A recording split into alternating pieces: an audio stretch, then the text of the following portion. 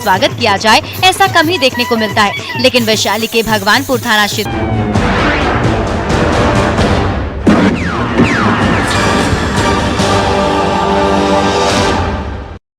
बात जुर्म से जूझते आवाम की हो या समाज में बढ़ते क्राइम ग्राफ की, अपराध की हर सूरत के पीछे छिपा होता है कोई ना कोई गुनहगार। नमस्कार, मैं हूं शुभ मिश्रा और तफ्तीश की राह में आने वाली हर कड़ी सुराग बनकर पहुंचाती है गुनहगारों को सलाखों के पीछे। आप बने रहिए हमारे साथ, क्योंकि हर जुर्म के खिलाफ हमारी तफ्तीश लगातार जारी है।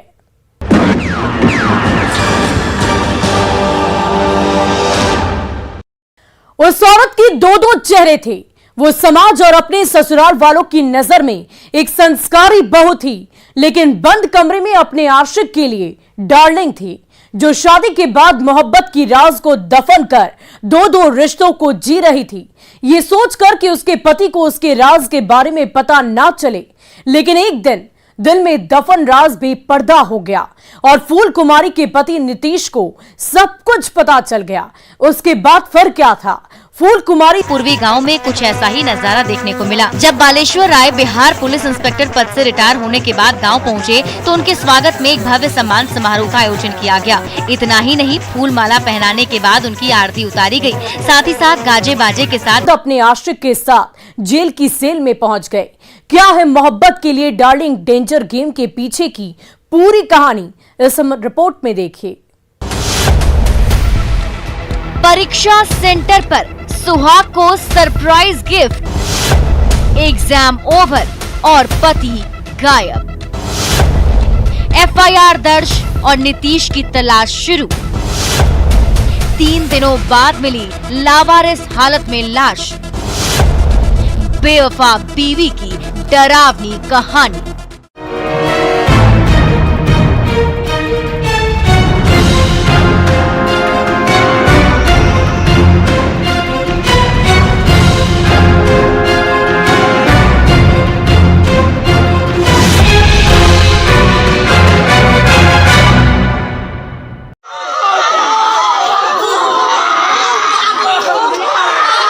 से गूंज रही, कहीं पिता बेटे के लिए तड़प रहा है तो कहीं माँ जमीन पर लोटपोट होकर जवान बेटे की हत्या पर आंसू बहा रही है, जिसकी तस्दीक ये तस्वीरें कर रही है जो दिल को झकझोर दे रही है। उसी मातमी शोर में ये औरत भी मासूमियत का आंचल ओढ़े आंसू बहा रही, अनजान बनकर, जैसे इसे कुछ पता ही नहीं हो।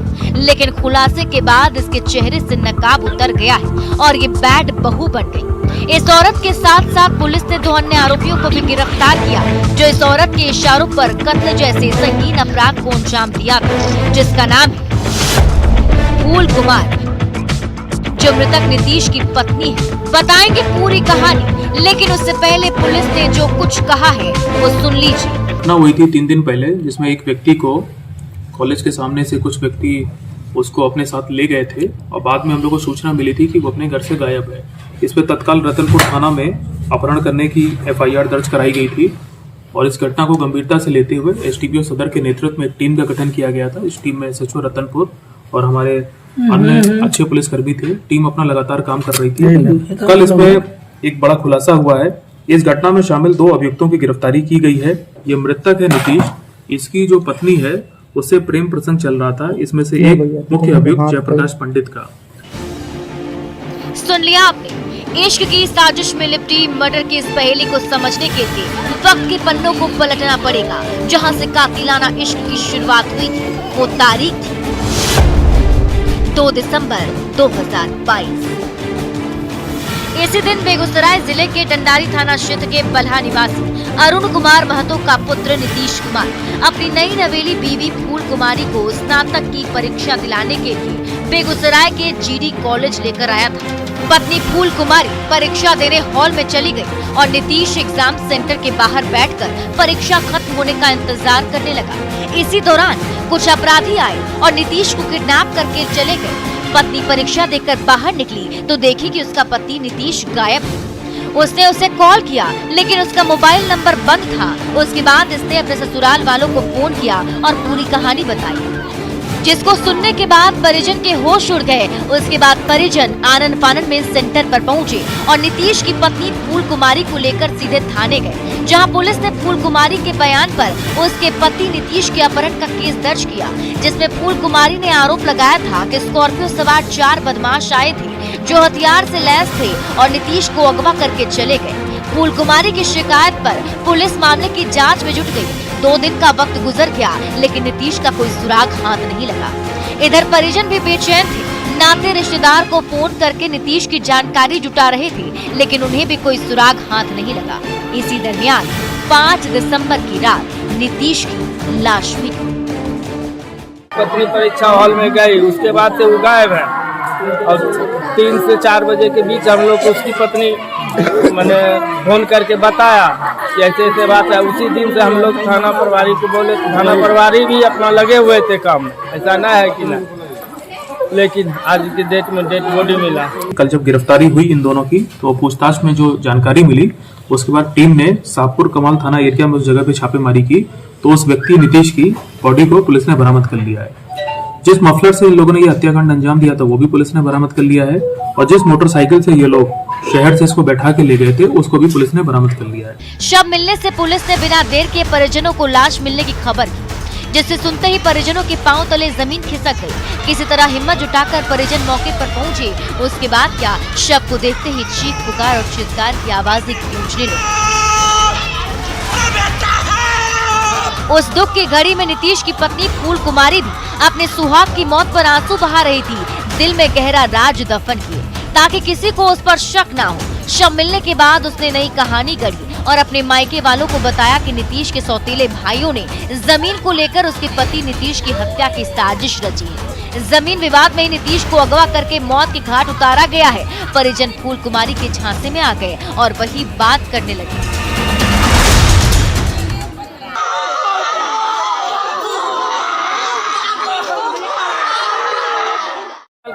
मैंने इसका भाई जो है सतेला, वही सब काम किया।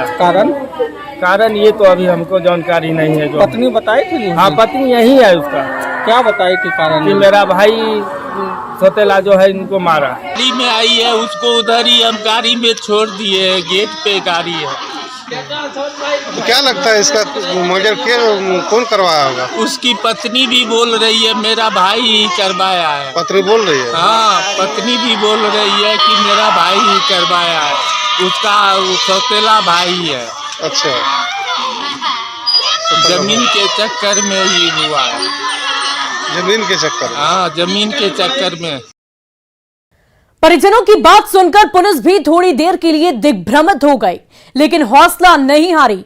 दिमाग का घोड़ा दौड़ाते हुए पुलिस ने मृतक नीतीश की पत्नी यानी कि फूल कुमारी के मोबाइल नंबर का सीडीआर निकाला। उसमें एक नंबर ऐसा मिला जिस पर फूल कुमारी अपने पति के पीठ पीछे बंद कमरे में घंटों बातचीत किया करती थी। जब पुलिस ने उस नंबर का डिटेल्स निकाला तो पता चला कि वो नंबर साहेबपुर कमाल के रहने वाले जयप्रकाश पंडित का है, जिससे 2 दिसंबर को भी फूल कुमारी की बात हुई थी, जिस दिन नीतीश परीक्षा सेंटर से लापता हुआ था। उसके बाद पुलिस ने शक के आधार पर 3 लोगों को अरेस्ट किया, जिसमें से पुलिस ने 1 को छोड़ दिया, लेकिन 2 आरोपियों को पुलिस गिरफ्तार कर ले गई। पुलिस की कस्टडी में हाथों में हथकड़ी और चेहरे पर काला नकाब लिए दिख रहे यही वो दोनों आरोपी हैं, जिन्हें पुलिस ने नीतीश की हत्या के आरोप में गिरफ्तार किया है। गिरफ्तारी के बाद जब पुलिस ने सख्ती से दोनों से पूछताछ की तो हैरान करने वाला सच सामने आया। वो सच था मृतक नीतीश की पत्नी फूल कुमारी का प्रेम प्रसंग।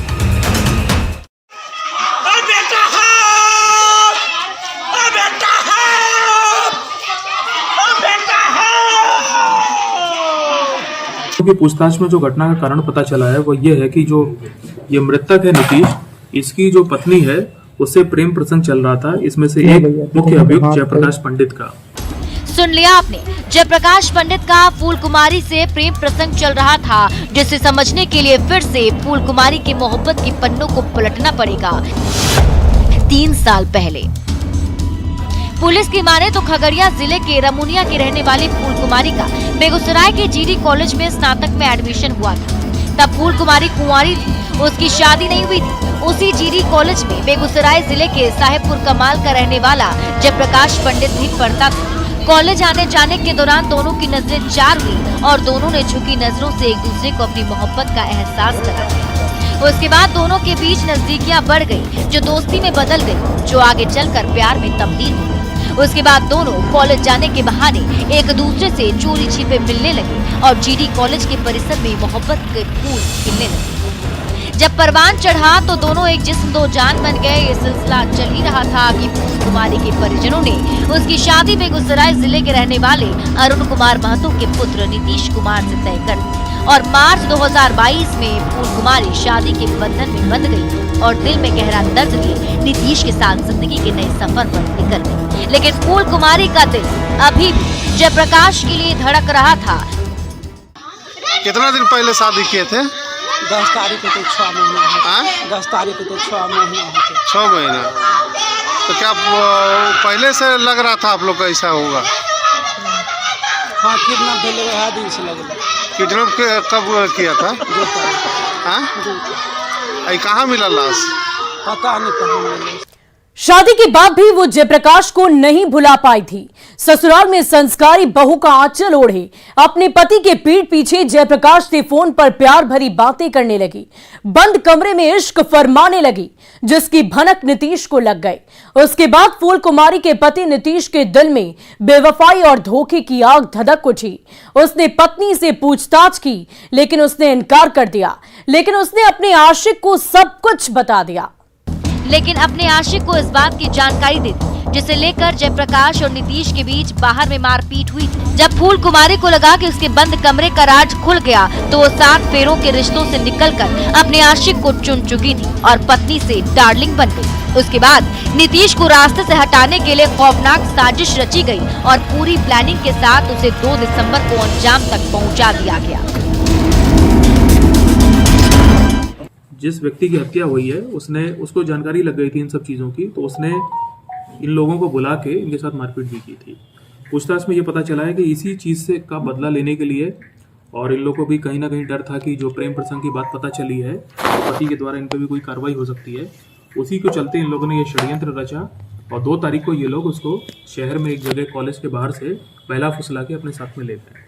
दोनों ही गिरफ्तार अभियुक्तों ने अपना अपराध स्वीकार कर लिया है। अपहरण और हत्या के बाद संस्कारी बहू बन गई और नई कहानी गढ़ डाली ताकि उसके पापों पर पर्दा डल जाए। लेकिन पुलिस की तफ्तीश के सामने उसकी सारी चालाकी धरी की धरी रह गई और पुलिस ने उसके आशिक जयप्रकाश और उसके साथ प्रद्युम्न को गिरफ्तार कर हाथों में हथकड़ी पहना दी है और साबित कर दिया कि अगर तफ्तीश की दिशा सही है तो कातिल कितना भी शातिर क्यों ना हो, उसे सलाखों के पीछे जाने से कोई रोक नहीं सकता है, जैसे इस केस में पुलिस ने किया है, जहां ना तो फूल कुमारी अपने आशिक का दीदार कर पाएगी और ना आशिक माशुका का। दोनों की मोहब्बत अब जेल की सलाखों में तड़पती रहेगी। लेकिन जिस तरह से फूल कुमारी ने बहू से डेंजर डार्लिंग बनकर मोहब्बत के लिए सुहाग को रास्ते से हटाने का काम किया है, वो बेहद ही खौफनाक और डरावना था, जिसे समाज कतई स्वीकार नहीं करेगा। इसलिए सावधान रहें, सतर्क रहें। न्यूज़ 18 के लिए बेगूसराय से संतोष कुमार के साथ ब्यूरो रिपोर्ट। अब वक्त हो चला है एक ब्रेक का, लेकिन ब्रेक के बाद आपको दिखाएंगे एक थी पल्लवी की पूरी कहानी।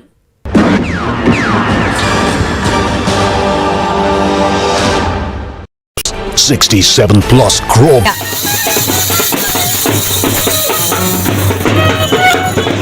समारोह में पूर्व विधायक राजकिशोर सिंह से लेकर कई जनप्रतिनिधि के अलावा हजारों लोगों ने भाग लिया। मौके पर मौजूद लोगों ने कहा कि इंस्पेक्टर राय अपने पद पर रहते हुए गरीब गुरबों की मदद करते थे, गांव के सभी लोगों की मदद किया करते थे। वहीं इंस्पेक्टर राय ने कहा कि उन्हें गांव के लोगों का प्यार देखकर बहुत खुशी हुई है। उन्होंने कहा कि आगे भी वे लोगों की हर संभव मदद करने की कोशिश करेंगे।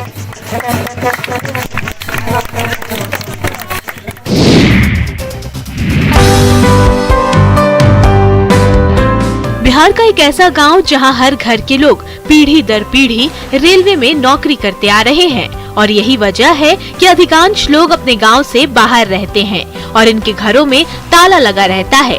दानापुर रेलवे डिवीजन के डीआरएम रहे बसंत पांडे भी इसी गांव के रहने वाले हैं। गांव वाले बताते हैं कि इस गांव की आबादी करीब 1600 है, लेकिन अभी इस गांव में करीब 500 लोग ही रहते हैं। नई पीढ़ी भी अब अपनी मेहनत से रेलवे में नौकरी करने की चाह रखती है। कोरोना काल में कई लोग गांव लौटे हैं और अब यहां रह रहे हैं। इस गांव के लोग अपनी पहली प्राथमिकता रेलवे को ही देते हैं। अब तक इस गांव से स्टेशन प्रबंधक, गुड्स गार्ड, टीसी से लेकर गैंगमैन तक के पदों पर लोग काम कर रहे हैं। ग्रामीणों को उम्मीद है कि आने वाले समय में इस गांव की लड़कियां भी रेलवे में नौकरी कर लड़कों को चुनौती देने लगेंगी और बढ़ चढ़कर रेलवे में अपनी सेवा देंगी।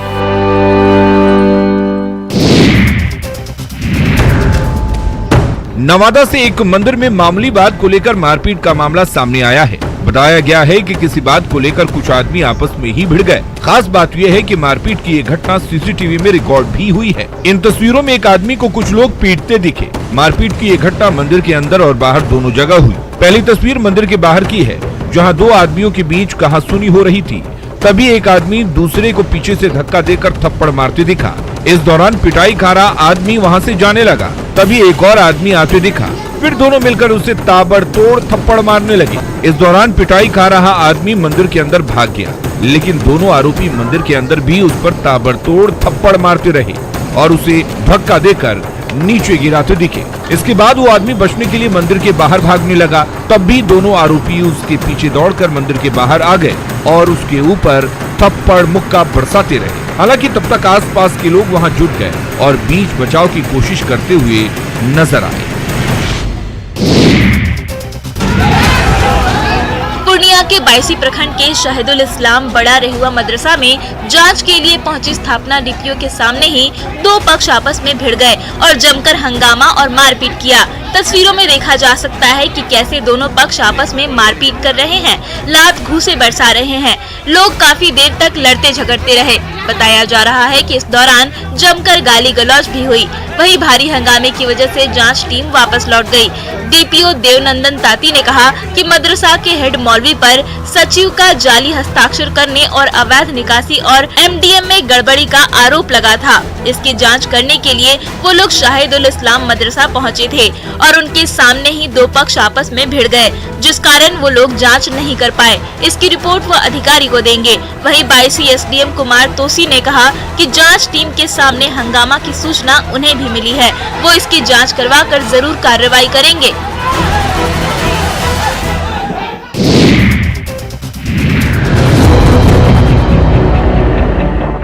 उत्तर प्रदेश के मेरठ से चौंकाने वाला एक वीडियो सामने आया है। वहां एक लड़के की छींक आने की वजह से मौत हो गई। ये घटना 2 दिसंबर की बताई जा रही है, जिसका वीडियो अब सामने आया है। इस वीडियो में छींक आने के चंद सेकंड बाद ही एक लड़का जमीन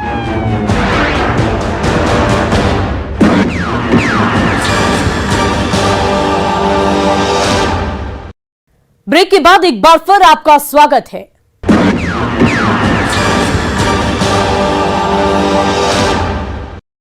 वो जिंदगी को जीना चाहती थी।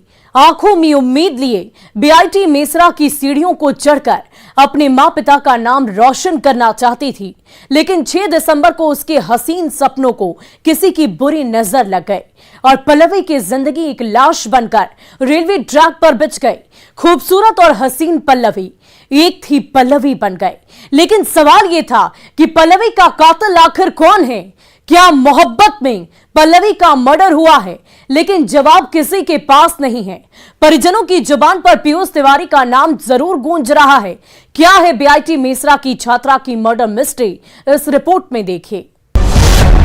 वो बीआईटी मेसरा की छात्रा थी। घर से हॉस्टल के लिए निकली थी, लेकिन रास्ते में मौत ने उसे निगल लिया और पटरी पर पल्लवी की मिली तो लाश।